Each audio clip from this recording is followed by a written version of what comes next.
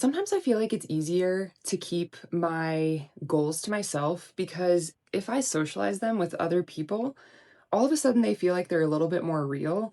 And the chance of disappointing others if I don't achieve those goals is kind of a scary thought for me. Next month, I have a goal to race another 12-hour race, but also 2 weeks prior, going to the original Rampage site at Virgin and hitting some of the big lines that I've been eyeing for the past 3 years. I feel like that's a pretty lofty goal, but it's something that I do think I can accomplish within that 2 week period of going to Virgin and having this race. Let's talk about it. First off, this delusional plan and why we're even doing it. Second, I want to take a few steps back and actually look at my 12 hours of the Enchanted Forest race and pull some of the lessons learned that I got out of that race for how I want to be better at this 12-hour race in December. I want to show you guys my current training plan and how I built that training plan to be successful both at the 12-hour race and the original Rampage site. And then we'll kind of talk a little bit about balancing both that endurance training and that power freeride training to make sure that I'm safe both on big jumps and drops while still being able to ride at a somewhat athletic pace for 12 hours. And then, of course, we're going to talk about the actual goals and see how I'm doing, because right now I've actually been in a training block for about 5 or 6 weeks. So we're coming up pretty close to this race. So I can show you guys some of my training stats up to today. Let's get into it. I have identified that my biggest strength and my biggest weakness is my delusional confidence. If you guys do recall the 12 hours in Enchanted Forest race that I did, that was my first big long race that I ever did. And I came into it with effectively zero training. I hadn't been on that race bike for probably a year before I threw my leg over it for the actual race day. And I was spending a lot of time at the bike park prior to that event. So I had no mental training, really no physical training. I just kind of raw dogged into that thinking I'm pretty athletic, I'll do fine. The reality is I did okay. I went 9.5 hours, but I totally crashed out because I did not realize how difficult it was going to be. The other thing I want to say about my delusional confidence is that this whole season has been really good for me. I can say this now because park season's over, but I was injury free during park season. I hit a lot of the big features that I wanted to be hitting at both Angel Fire and Whistler. I knocked a lot of my goals out of the park at Whistler in regards to both Dirt Merchant and A-Line. So I'm feeling really confident in the air as well as hitting pretty big drops. The last time Sam and I were in Virgin, we were there in March, and we tend to go in March to kind of be there for a beginning of the riding season type of trip. Something we're doing different this year is going at the end of the riding season. Because we're feeling so strong and so confident with how our free riding abilities have been, we want to go here in November to be able to still be fresh with having that comfort of going very fast and jumping large features and dropping large features and still having a lot of that strength that we built up over park season. And so with the season being this well, I'm feeling like I can have pretty aggressive goals by having a successful trip in Virgin while still trying to actually win this 12-hour race that we're going to be going to next.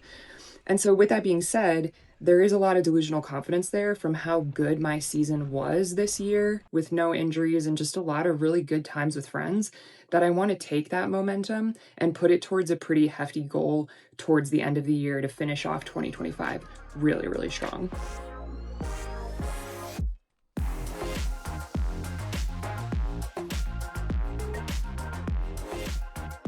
Before we get into what my training actually looks like, let's talk about some lessons learned, both from the 12 hours in Enchanted Forest and our last trip in Virgin in March. Let's start with Enchanted Forest. The first big lesson I learned there was training would probably have yielded me significantly better results. One of the big notes I took out of that is if I could just up my training volume prior to this next 12-hour event, I will be so much more equipped, not only from an aerobic perspective, but probably from a mental perspective as well. Some of the things that I kind of identified was training solely on a mountain bike, doing more enduro style riding was probably not going to be the best results for me for this type of race that I'm doing. Remember, Enchanted Forest and this Dawn to Dusk race I'm doing in December is a very, very different riding style from what we normally do. We're on really, really small cross-country bikes on what I would consider a dirt path. So a lot of people could probably do that on a gravel bike. Like, I see it as a very non-technical, strictly aerobic and mental type of activity. So one of the things that I really wanted to look at was initially mileage going into my training block, to say I wanted to hit 100 miles a week on the bike. And that was going to be kind of good. Obviously, I was going to ramp up for peak week to do more. But after a few weeks into this training block, I realized that hours on the bike were probably going to be a little bit more important, because I was finding myself spending a little bit too much time on my trainer and on my road bike. And the reality is I just don't really enjoy road riding that much. And so I wanted to put more time on my mountain bike, even if it wasn't going to be riding double black enduro trails. And so I did shift my focus a little bit into more mountain biking and hours on the bike, as opposed to strictly mileage. So that was my first lesson learned out of the Enchanted Forest, is just train. Doesn't have to be the perfect training plan, but build some type of a schedule that I could stick to look forward to this race in the 8 weeks that I was prepping for it. The second lesson I learned from Enchanted Forest was to be a little bit more prepared for all of the mental ups and downs that I was going to have during that race. I think I put myself in probably the best mental situation I could have been in that race, because I was racing with good friends. My support crew was a group of people that I really trusted and felt like I could be, a real version of me with them. And the weather was perfect in Gallup, and that course was really, really beautiful and had enough diversity to keep me mentally stimulated for the hours I was on the trail. But I didn't realize how mentally taxing that was going to be, and how much my hands and arms were going to hurt after 9 hours. And so one of the things that I've tried to do during my training is just to be a little bit bored and get comfortable with boredom, and get a little bit comfortable with grinding on the bike in some situations. I don't really know how I can train mental fortitude beyond putting myself in some of those difficult mental situations again. I think just the simple fact that I experienced that mental crash out at the end of my Enchanted Forest race, I'm at least prepared for it. Because one of the things that I talked with Mackie about after the race was, in reality, if I would have just got off my bike when I was crying to Mackie, sat down in a chair for maybe 10 minutes, took a deep breath, had a snack, had some food, and just relaxed a little bit, I could have probably gotten another lap done. Of course, hindsight's 2020. I had 3 hours left in that race to complete a lap when I was averaging about an hour 20 a lap. So in hindsight, if I could have just said, okay, I'm mentally in a bad place, I'm getting a little hysterical, let me just sit down with my crew and relax for a little bit, and then get back out there. So if I do run into another one of these situations at dawn to dusk where I start mentally crashing out, I'm just going to be a little bit more prepared to say, okay, this is probably normal. Let me sit down, have some food, take a breather, and then get back on my bike and try to get one more lap in. So those were really the two big things that I learned out of Enchanted Forest that I've been actively implementing into this training to prepare for my next 12-hour event. Going on the flip side to the more freeride side of the house, there were a couple of big lessons learned coming out of Virgin in March this year. And the first big one that I do want to say is, again, mental fortitude. It's a little bit different than the mental fortitude that I was facing in my endurance racing, but it is still a little bit the same. One of the problems that I really have when we go to Virgin is when you're actually out there in person, you kind of forget how big all of these features actually are. You look at them on a GoPro, you even look at them on phone footage, and you're like, oh, that jump's not that big, that drop's not that big. But the exposure out there is so grand that it's really, really hard to recall how terrifying some of those features really are. And so in March last year, I really did try to say, okay, Amanda, yes, this looks big, but on paper, it's not that big. You have the skills to do these things.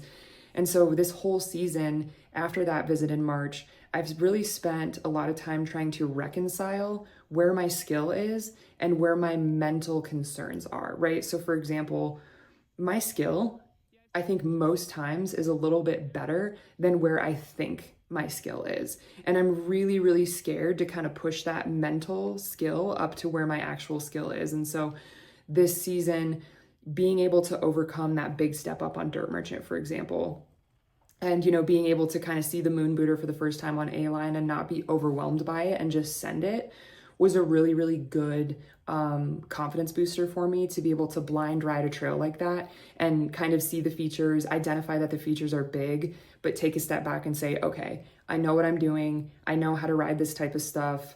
I understand the speed I need to be at. Let's go do it. And kind of trusting yourself that your body and your mind is able to do those things has been really big for me on the Virgin side of the house. There's obviously constant technical improvement of being able to jump steeper lips better and being able to assess like a down pitch drop, for example. I'm not super worried about those things. My biggest concern that I have going out to Virgin in November is just getting a little bit scared again at the general exposure of some of these ridge lines and how big some of the features actually look. Luckily, Sam's going to be with me on that trip, and so him and I do a really good job of talking through a lot of that together and working through it together. But I do really have an intention of pushing myself past my mental limit to get a little bit closer to what that actual physical limit is when we go to Virgin here in November.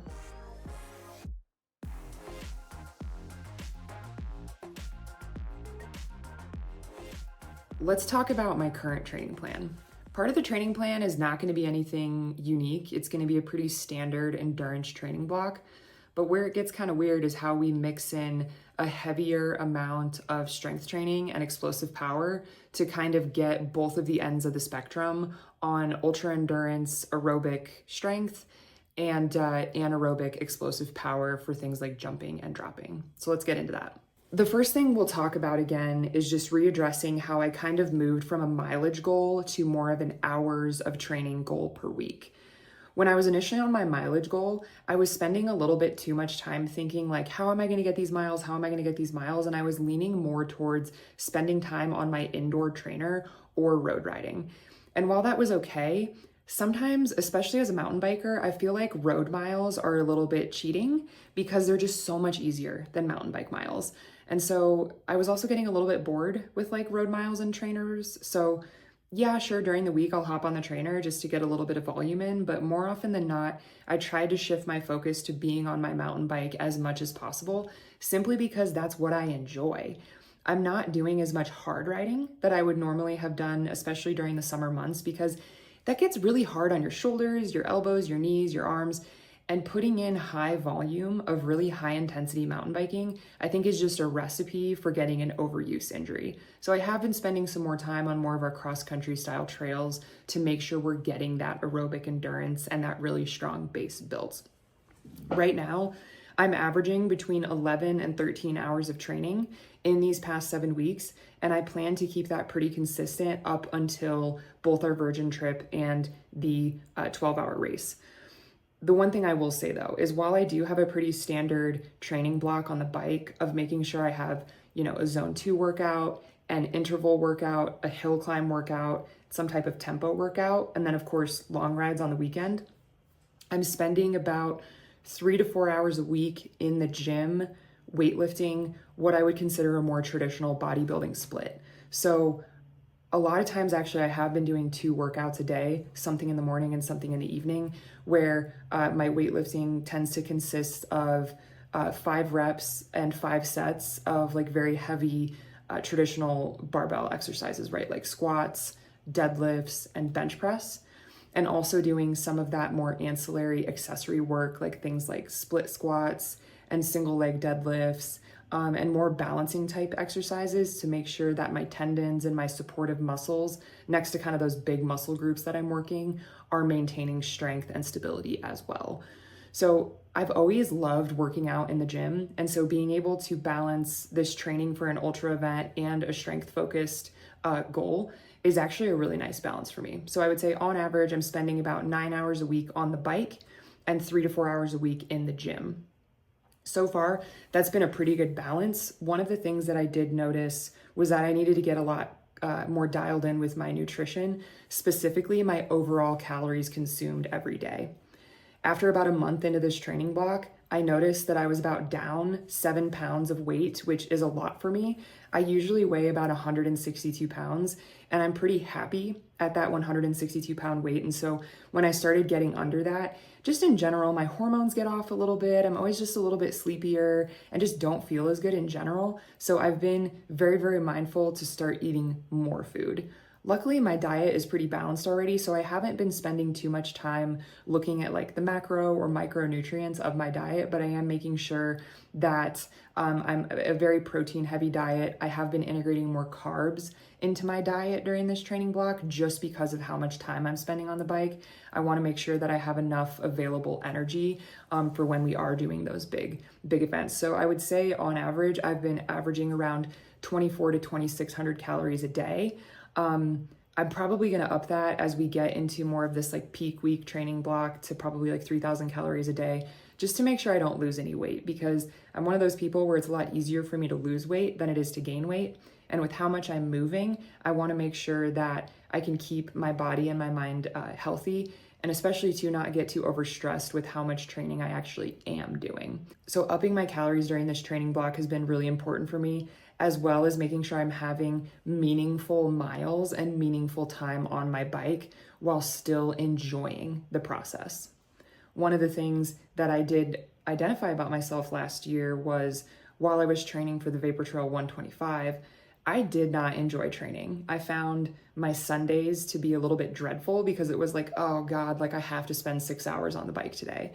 And I'm really trying to step away from that type of mentality. Like I think regularly we probably go do between a 4 and a 6 hour ride for fun at some point on the weekend anyway. So I'm making sure that a lot of my training is still social, right? With my friends who have similar goals as me. And of course with Sam, just to make sure we're riding the stuff we're riding, because I feel like one of the really cool, unique parts about mountain biking is most people do it because it's fun. When you look at triathletes and road athletes, they are very much so athletes at their core, and they find a lot of intrinsic motivation through training. I personally don't really feel that satisfaction through following a training regimen. So trying to balance that training with the absolute joy that mountain biking just naturally brings me has been really, really important for me during this training block.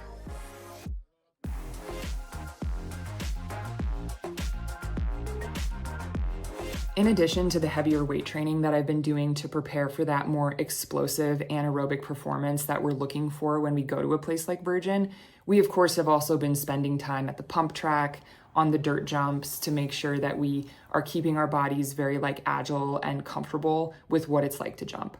Our bike park closed 2 weeks ago, so we won't have the ability to go to Angel Fire up until this trip.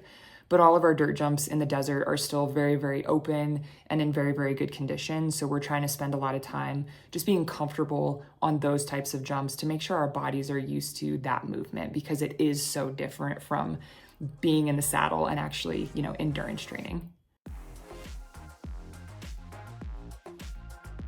So that's what this looks like. I'm putting it out on the internet saying this is my goal.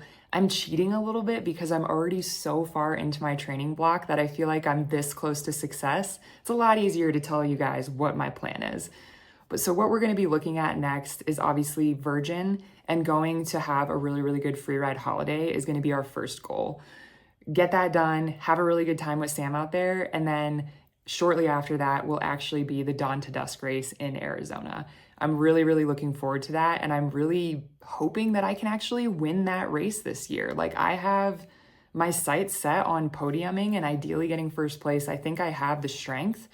My big question is, do I have the mental fortitude to do it? So that is still a pretty big gray area for me, but for the rest of this series, I'm thinking I want to take you guys into a few of our like actual training days.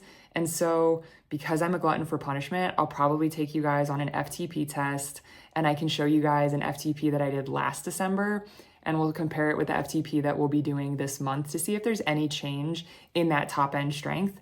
And then we'll probably have a quick session of us kind of at the dirt jumps and working more of that free ride skill as well. And then, of course, we will have plenty of content in Virgin, trying to go over some of the features that I want to be hitting and some of the goals that I have while we're actually there. And then the finale of this will be going actually to Dawn to Dusk and racing that, and ideally coming out of that with a trophy and being very, very happy and healthy. Let me know if you guys have any questions. I'm pretty excited. I think this training block has been really fun and challenging. If I missed something, let me know. I'd love to talk to you guys about this, but otherwise, I'm really excited to take you through the rest of my training journey, and especially our next trip to Virgin and what Dawn to Dusk will actually look like. Until next time, guys, I gotta go spend a couple hours on the bike today. I'll catch you later. I know, I can't actually express how much of a ball this is.